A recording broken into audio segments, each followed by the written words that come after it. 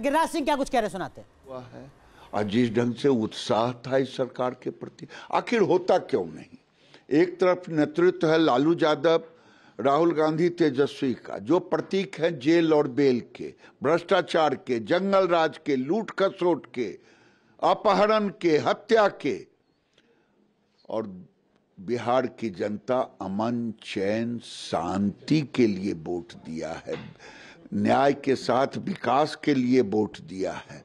और इधर नेतृत्व है नीतीश कुमार, नरेंद्र मोदी।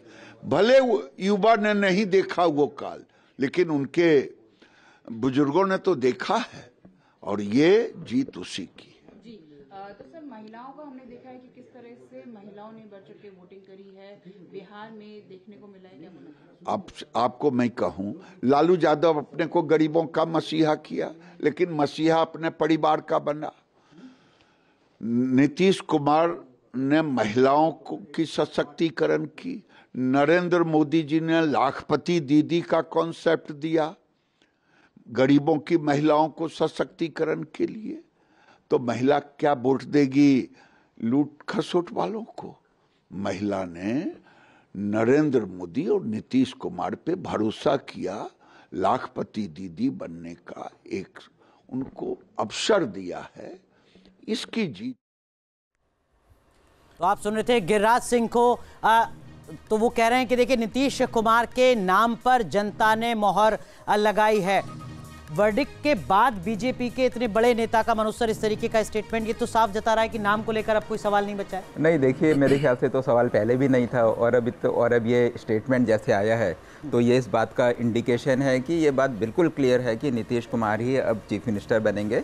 और काफ़ी टाइम तक, मतलब कि जब तक नीतीश कुमार चाहेंगे या जब तक उनका स्वास्थ्य परमिट करता है, तो नीतीश कुमार ही चीफ मिनिस्टर रहेंगे। भले ही पीछे से जो कमान है वो बेसिकली कोई स्ट्रॉन्ग डेप्यूटी चीफ मिनिस्टर हो, या फिर जो ब्यूरोक्रेसी का सिस्टम ऐसा हो कि जो डायरेक्शन है वो कहीं और से आई है। मैं इसलिए कह रहा हूँ, लेकिन क्योंकि नीतीश कुमार का जो हेल्थ है, जो मतलब उनका जो स्वास्थ्य है, पिछले टर्म में जैसा था वैसा नहीं है।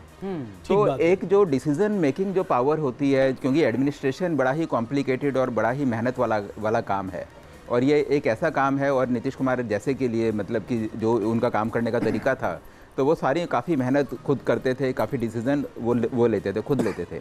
तो ऐसे में मेरे को लगता है कि एक पॉसिबिलिटी तो ये है कि उनके साथ जो लोग हैं या जो ब्यूरोक्रेट्स उनके जो क्लोज हैं, उनके माध्यम से पूरी सरकार चले। या फिर दूसरा ये भी हो सकता है, क्योंकि बीजेपी भी एक इक्वली बड़ी पार्टी है, तो बीजेपी भी चाहेगी कि पार्टी की जो पावर में उसका भी से काफी अच्छा खासा हो। अब देखिए ना, एलजेपी हम जरूर सुबह बात कर रहे थे, लेकिन अभी 19 पे पहुंच गए। वो लायबिलिटी नहीं है, मतलब जबरदस्त, वो तो एसेट बन गए।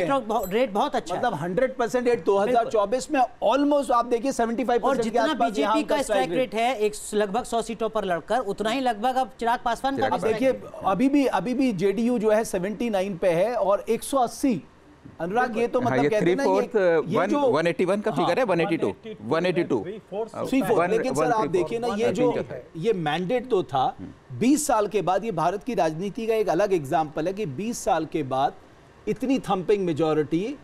नहीं रमेश, मुझे तुमसे आप लोगों से एक काउंटर सवाल है, आप एंकर से, आपके रिपोर्टर से, ये आप समझ क्यों नहीं पाए?